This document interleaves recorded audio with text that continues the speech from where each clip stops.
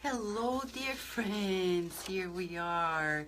This is 40 Nights with the Master, and we are here from Kardec Radio for you. Yes, for you. Directly from Kardec Radio, streaming the beautiful works of the Spiritist teachings, right? Yes, we are here. And we are here also to share with you that on April 18th, of this year, we're celebrating the National Day of Spiritism with the United States Spiritist Council, and you're invited to record your prayer, send it to us to kardecradio@gmail.com, and we'll be very happy to play your prayer or your reading of an inspirational message to inspire all of us. We have room for everyone. It's 24 hours non-stop of prayers and messages from everyone together, joining forces for the benefit of all. Yes, it is. And also, I would like to share with you that on May 6th in Orlando, we have the beautiful symposium in Florida, the 11th edition of the symposium. I remember day one when we were preparing Baltimore and the beauty of it all. It's so beautiful. It's a moment in which I think it's the most significant Spiritist event in the US, because it's the only one that unites speakers from all different Spiritist centers, everyone speaking Spiritism in English, and bringing teachings to, it's like in depth. Everybody's so diligent. I'm not gonna say professional, because professional doesn't match what we say, but they're very diligent in their studies. And I tell you the truth, often the studies that I've seen presented there are way deeper than many studies I've seen around the world. People really unite the three aspects of Spiritism. It's not only about the religious component, not only the scientific component, not only the philosophical component, it's the three of them. I think it's very unique, and so unique that I don't think I've seen such a version of a dynamic meeting in Spiritism anywhere in the world.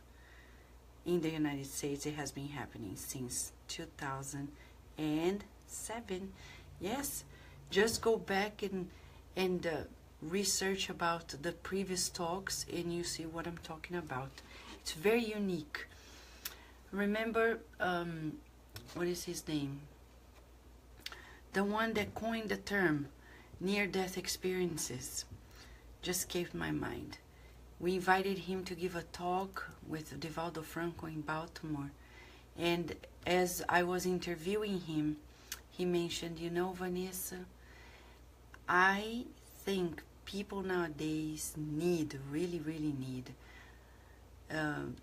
spiritual talks that awaken people's consciences instead of just mesmerizing the audience.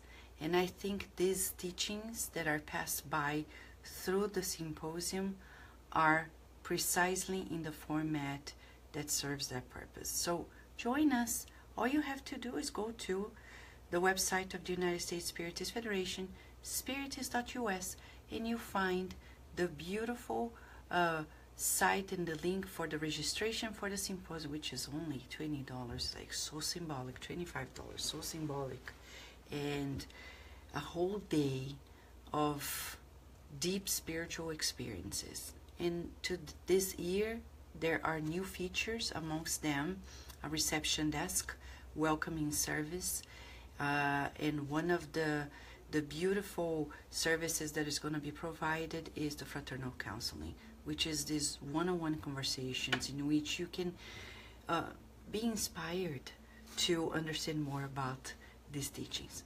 Shall we say hi to the beautiful community here? Mamma mia, Luis Sergio Marota, you are alive, you're incarnated. still, right? Your birthday was recent, and we're celebrating at Kardec Radio, but we couldn't say hi directly to you, so thank you, Raymond Moody Jr. Thank you. You got the name, exactly. Dr. Raymond Moody Jr. Fantastic, right? Thank you, Luis Sergio. Thank you for being with us. Sunshine on my shoulders. Da-na-na-na. I don't know the rest of the lyrics, but hello, sunshine. Hello, Lea Severo. Hello, Dani and Erika. How are you? Renata, how are you? Good to have you here. Valéria. Thank you, Valéria. I got your prayer. Thank you, thank you, thank you. Good job. So, Mrs. Sun, Mrs. Golden Sun, please shine down on us. Thank you so for being here. Adilson, beautiful friend. Thank you so much. By the way, let me share with you. You know a good, beautiful service you can do? Do the gospel at home or the God at home and invite friends from all over the world that you know, people, friends, family. People are like, oh, but I'm by myself. No longer. With the internet, you're never by yourself, right? Besides the spiritual company.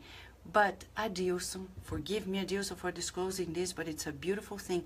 Adilson has been doing this God at home meetings with 25 people from around the world, which is beautiful. Don't do the God at home by yourself.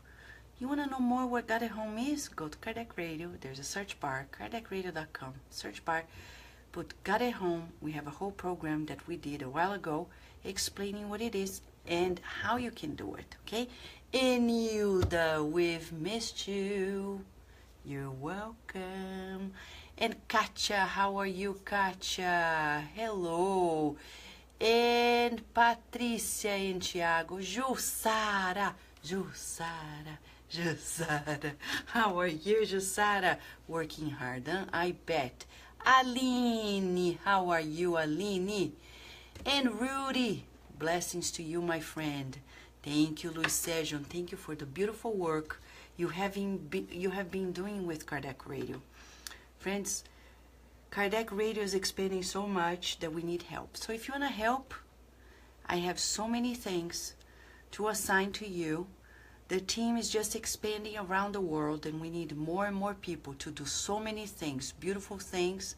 If you want to help, just write us a line, kardecradio@gmail.com.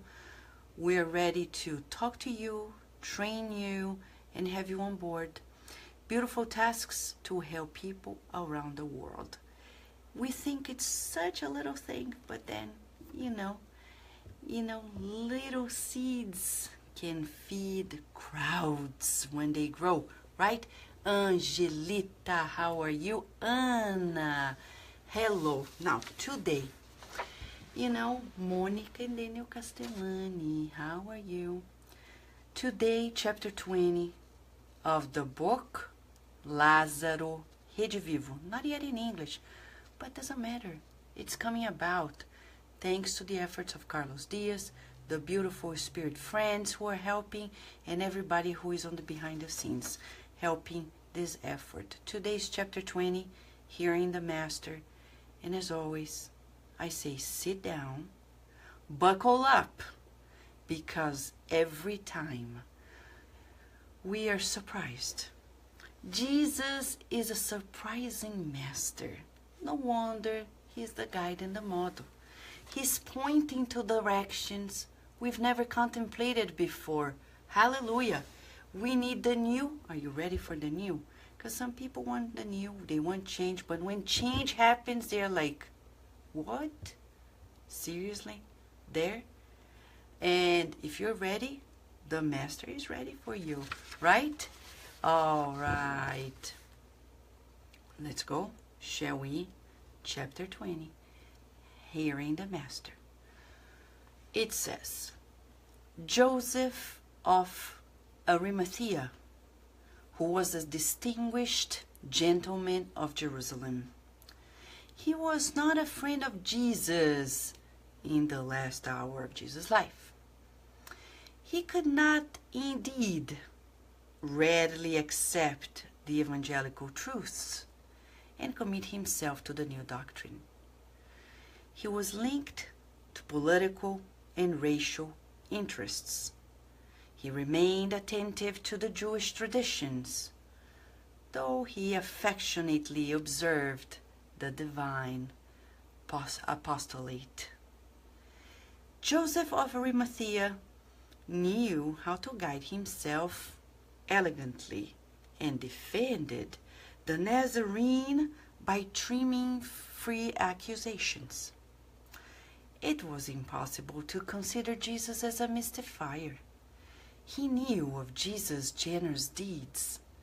He had visited Capernaum and Bethsaida many times, and with a kind heart, he was sorry for the poor people. On many occasions, he had examined possible changes in the working system to benefit workers on the farms. It bothered him to observe unprotected and naked children along the humble little huts of the fishermen. Therefore, the presence of the Nazarene Messiah around those waters comforted his sensitive and kind spirit, because Jesus knew how to inspire confidence and awaken joy in the popular mood. He could not follow him as an apostle, but he truly esteemed him as a faithful friend. Pause. Can we pause for a second? I know you want to hear the rest of the narration, but these are therapeutic conversations. We cannot just know for knowing. We really need to visualize ourselves in this text. Joseph of Arimathea was a man very distinguished, committed, noble, but he couldn't commit to the invitation of the Master in the simplicity of itself, because he was deeply connected to political, racial interests, the Jewish traditions of the time. Pause. What about us? Do you have impediments as well? Do you have current things in your life that are blocking you, or you think may be blocking you from actually embracing the simple proposal of the Master? And I say simple not because it is easy. I say simple because the invitation of Jesus is loving and of love. So it's not complex. It's very easy. It reminds us of our true nature. Today, we were in Washington, D.C. with the Spiritist side of Virginia, the beautiful team that works with us. And we were in collaboration with the PECC Church of Bethesda. We were serving meals and giving heart bags to the friends who were coming by, more than 100. And it's interesting because during the service, the leader of the Essene Church was talking to us, Victor Landa, adorable, peaceful man. He said to me, Vanessa, and he has been studying Spiritism. We visited his church often. And he said, Vanessa, we need to remind people. These are his words. He read Thought and Life because we gave it to him. Mentor Joseph one day said, give it to him. And he has been reading several Spiritist books. And we exchange books. Fascinating. And he told me, Vanessa, we need to remind people that this life is just passing, but the real one is a spiritual life. And I said, Victor, you're so right. But people, if you talk to them right now, they think this is it. They think that this life is it. And I'm gonna say in a song form with the children when they say, Meeny, weeny, miny, mo, catch a tiger by the toe. You're not it, you're not it, you're it. And then I say, you know, the real life is it. The spiritual life. This one is not it. So, If you choose like meeny, weeny, miny, mo, catch a tiger by the toe, spiritual life, material life. Material life, you're not it. Spiritual life, you're it. That's the one. Do you see yourself as spirit? Do you? It's not easy. We need to practice. How do we practice it? By focusing on the goal. Focusing on the goal. And feeling myself beyond the physical body. So I need to look. How often do you look at your body like this body is connected to me, but it's not me? When you look at yourself in the mirror, who are you looking at? You're looking at a temporary asset, blessed, but not you. Have you ever looked at yourself in the mirror beyond the physical? You look at yourself like deep in the eyes. And I'm going to share something that I've learned with Mentor Joseph too. He said, keep looking at yourself in the eyes when you brush your teeth. Because, and do these affirmations of God's love for you and your love for God. Because Vanessa, deeply, you're going to see that loving presence is going to pop up. And deeply, you can even see your eyes differently. And I'm not saying this in a mystical way. We're saying this, like Emmanuel said in the book Thought and Life. From a scientific perspective as well, you can change your perception of yourself and of the world. What do you need to do? What do I need to do? Work my mind to that direction. Joseph of Arimathea, he was attempting. He could feel driven to the master. He recognized the generosity of Jesus. He recognized that Jesus was the real deal, but he couldn't yet live simply. And he says, Jesus knew how to inspire and awaken joy. And he is our master. Your master, my master. Guide and model. He is inviting you also to inspire confidence in people and awaken the joy of living. How far are we from getting there? Not that far. Because we can start doing it today by doing it to ourselves.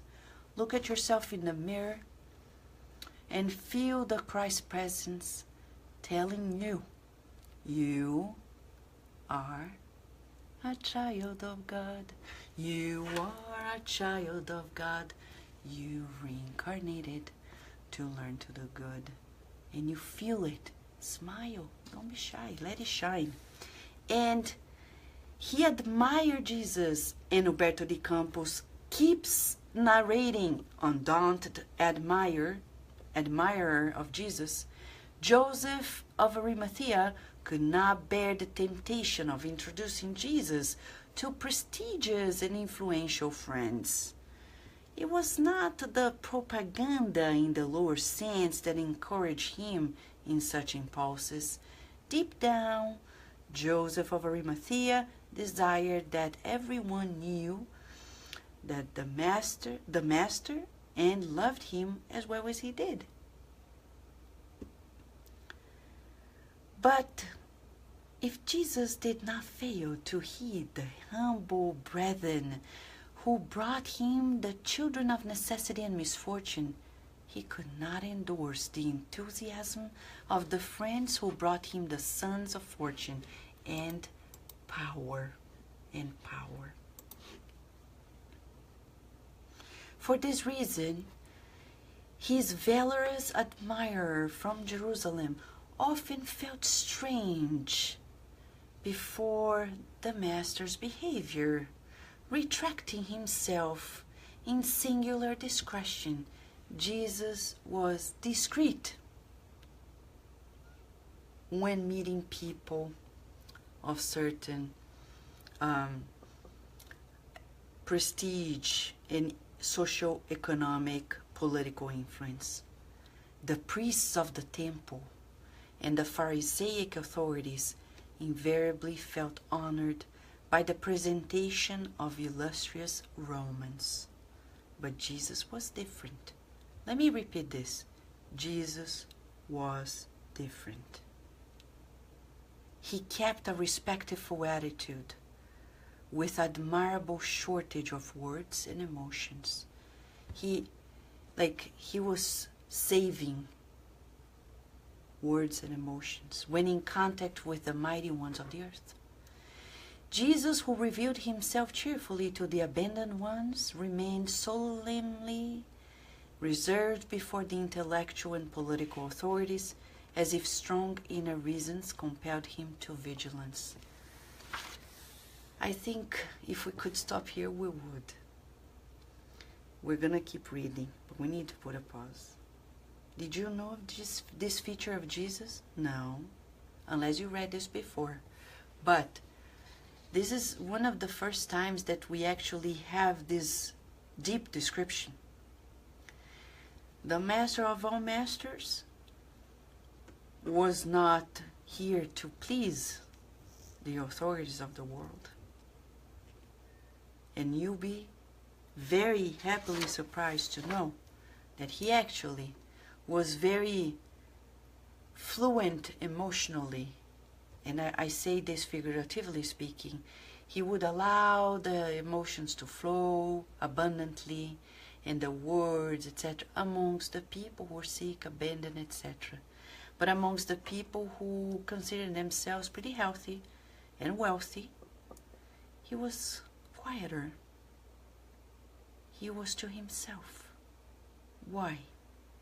Let's read the rest and ask ourselves if we're following this master or other masters.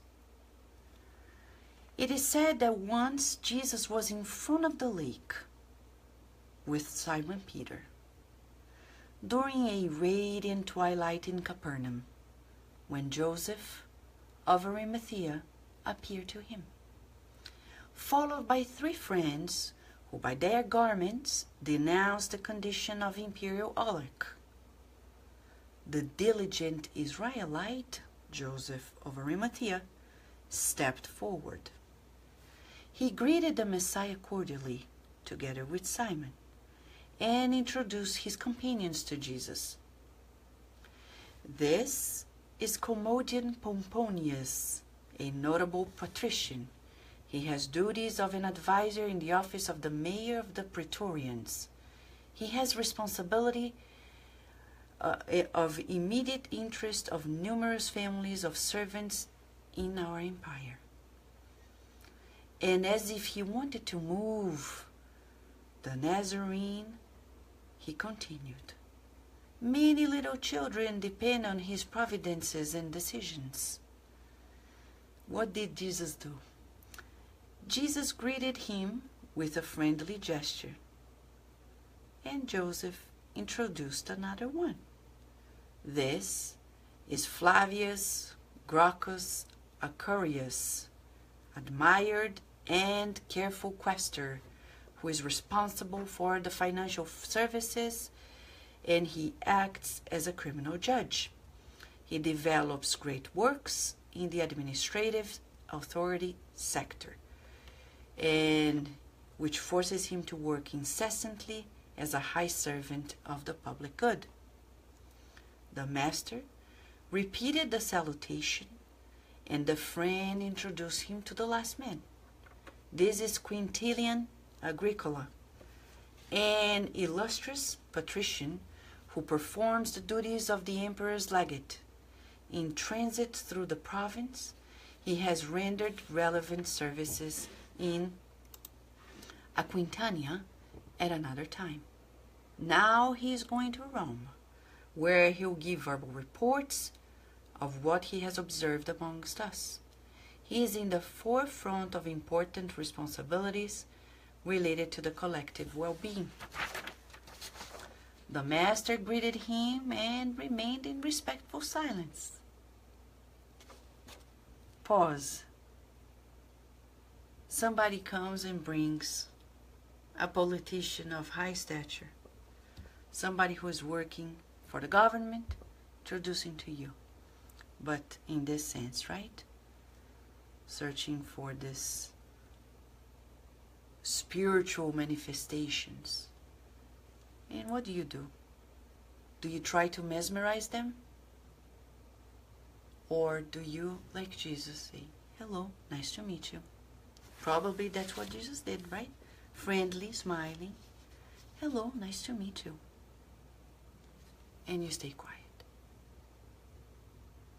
I think we should practice. That's the exercise we're going to do for the next 24 hours.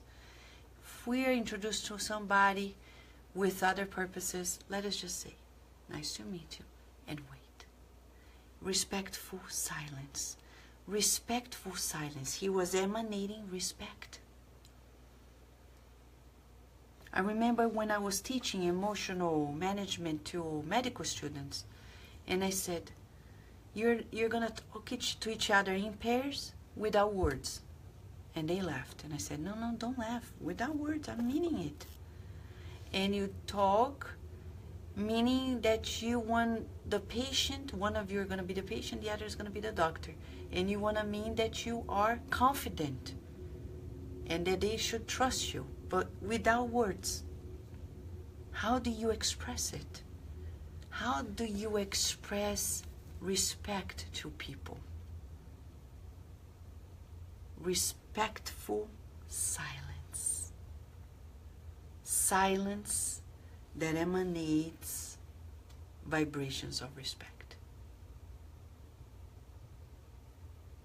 There is a multidimensional component to it, but physically speaking, we're talking about the physical. In neuroscience nowadays, there's a new field, neuroscience of emotional body language, that shows clearly that people can pick up on the in between the lines of our words what we are not speaking, unspoken words. And often we stick with the non-spoken and we just dismiss the spoken ones. The other day I was talking to somebody and I said one thing, and when the person repeated, she said something else. I said, no, that's not what I said. I meant this. So I put the colors depending on my perception, but depending on what the person who was speaking truly meant. So we need to be fully aware. Exercising in front of the mirror. Look at yourself. Make faces to know yourself, how you look like when you want to respect and make people feel respected. For example, look in the mirror and see if you can see it through your face. It's a good exercise, right? Jussara is reminding us, at the end, we'll not remember the attacks of our enemies, but the silence of our friends. Martin Luther King Jr. Beautiful, beautiful, beautiful. Thank you, Jussara. That's what it is, right?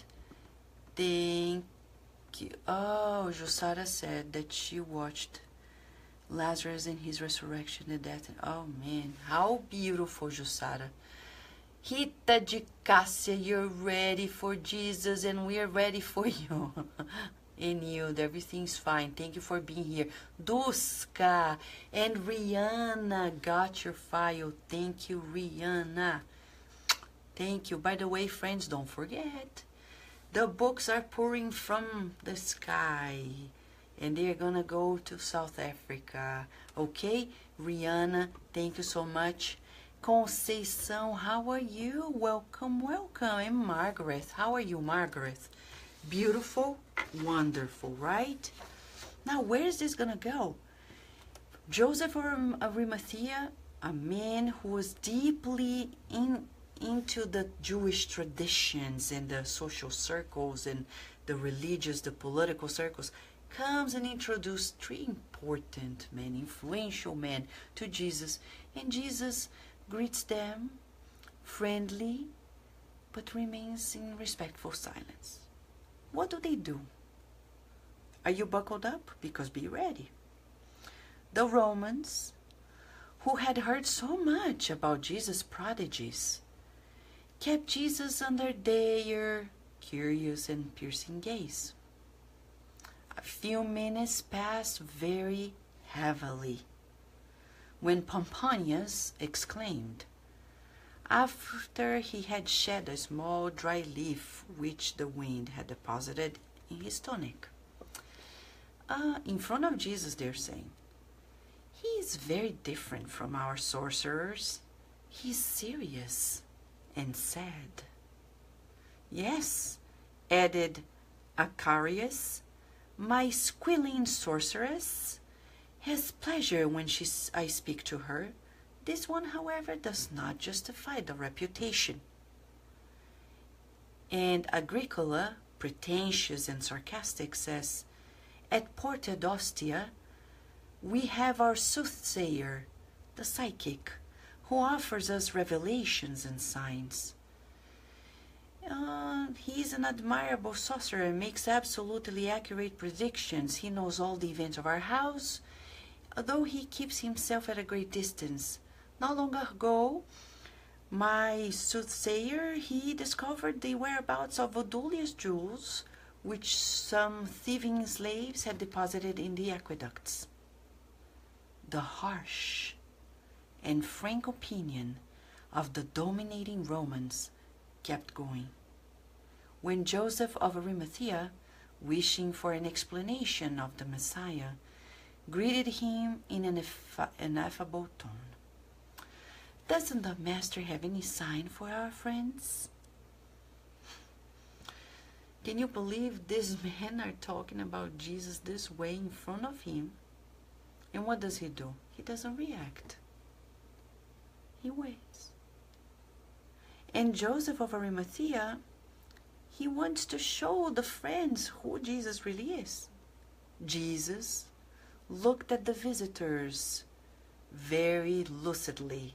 That's interesting. Often Umberto de Campos uses that expression. Lucidity, which is light. Light of the truth. And replied, Jesus saying, they have already received the sign of the trust of the Father, who has given them for a while the positions that they occupy. Surprised by the unexpected response, the patricians multiplied the questions. They wanted supernatural demonstrations. They wanted wonders. After hearing them with sublime serenity, the Master raised his voice, which they did not dare interrupt, and said, hearing the Master, okay, who had sublime serenity. Romans, he's saying, Romans, there are indeed sorcerers who do wonders, and wizards who distract the idleness of men, indifferent to the fate of their own soul. But I bring to you not passive entertainments. I bring you the solution of eternal interests of the spirit that never dies. For useless amusements and pleasures, you have your circuses filled with dancers and gladiators. If you wish, however, the living revelation of which I'm the bearer, first examine how far you will commit to Caesar in order to serve God effectively. The truth, but with serenity. The truth. No wonder he was crucified. He was to the point. He was never like, oh, my dear friend Romans, sit down, let's play poker, let's drink a little bit.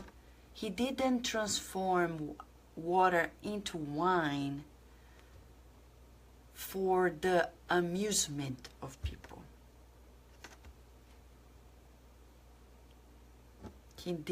He was not an entertainer. But I see many people who embraced these teachings becoming entertainers. Because the public wants entertainment.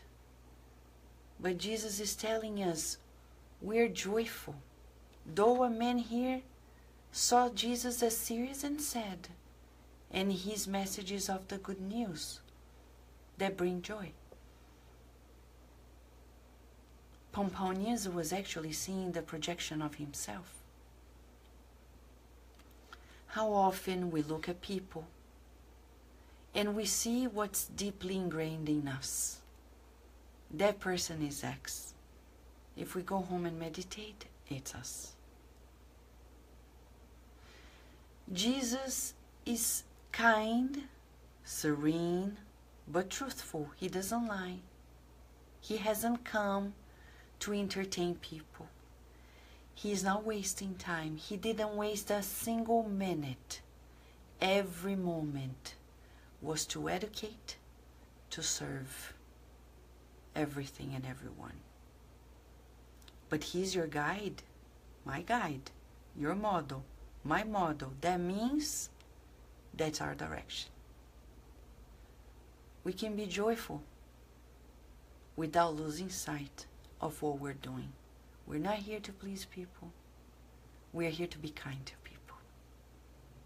Do you prefer to be a people pleaser or kind to people? Kind person. We're learning to be kind. And counter-conditioning ourselves, as yesterday's sunshine beautifully stated, people usually please others because they are afraid. What are you afraid of? There are many ways of behaving. You don't have to sell your soul to the devil because of fear. And I say this figuratively speaking. Breathe in and out. When anxiety comes, there is what we call relaxation response. Breathe in and out. But if I don't have a quick response, Vanessa, what are they going to think of me? Nothing. Because you're looking at them in the eyes, do not say anything with your mouth. If somebody comes to you and say, but you look. And you immediately think of the guardian angel of this person. And how much the divine representative is willing to help this person. Enter that frequency, not the other frequencies. And then there's no fear. Oh, but my boss, don't be afraid of your boss. Your boss is just like you. Temporarily, as Jesus said to the Romans, temporarily entrusted such positions. I'll never forget, I had a boss who was being tough. And then Divaldo Franco said, Vanessa, you see, one day things are going to change. And I said, you know, this man's never going to leave.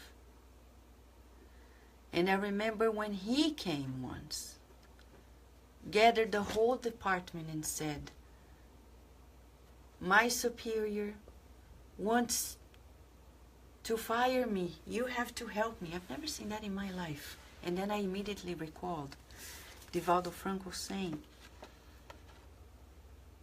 and recommending, don't be afraid. Everything changes. And it changed in the next month. He was no longer the head of the department where I worked. And it's precisely what Jesus says. We occupy these positions of the world as parents, educators, whatever position it is, hats that we use, but we're not going to use forever. People do the same. And Jesus here is telling them, If you commit to God and want to serve God, observe how far you can go with Caesar. Then Jesus made a long pause, which the bystanders did not interfere, and Jesus concluded, "In truth, I assure you that if you now fulfill the duties of the titles with which you present yourselves, consciously serving justice and attending to the interest of the general good in the faithful understanding of the grave responsibilities that you have at hand, you will be with the Father from today onwards, and the Father will be with you." The men who were present looked at each other in amazement. And then when they restarted talking, the Messiah had already bid farewell to Joseph of Arimathea and crossed the waters of the great lake with Peter in search of the other shore. Very meaningful that he was on one side of the lake talking to the Romans, Caesar, the meeting, the closeness with the physical, the political, the material. And then after talking, he went to the other shore. For us, Jesus is blessing our duties in the world. But he's saying, do it without losing your soul. Am I losing my soul? Can I be a person who has several responsibilities and still be truthful to myself as my essence as a spirit, knowing that I'm here temporarily? Of course! Otherwise it wouldn't make sense. In a scale 0 to 10, make an inner evaluation. Where are you regarding your feeling as spirit living this incarnated life? Where do you think you are? 0 being, I have a hard time feeling myself as spirit. To 10, I see myself and feel myself as an immortal spirit every day, all the time. Chico Xavier, today. Could we end this study without talking about Chico? Of course not. Today is the day, April 2nd. We celebrate the birthday of Chico Xavier. What a beautiful date. April 2nd. He came, he fulfilled his duties. He never lost sight that he was an immortal spirit living on the earth. And he came, and thanks to him we're here. Because all the books we have been studying happened through the beautiful mediumship of Chico Xavier. Jesus was passing by, and he spread the joy, and Chico Xavier never lost track of the pathway of the Master.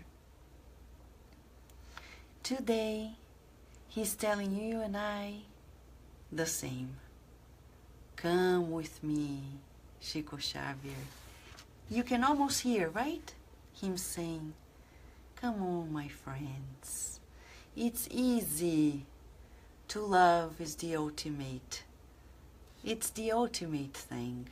All we need to do is to love. And to love is not a vain thing. It's to respect the divine in everyone. Embrace the divine. If you have a hard time with anyone today, visualize that person connected with God, the universe, and say you are a child of God. Because today, our song of happy birthday to Chico Xavier and gratitude to him would be, you are a child of God, Chico Xavier. You are a child of God. You reincarnated to do the good, and you did. Right?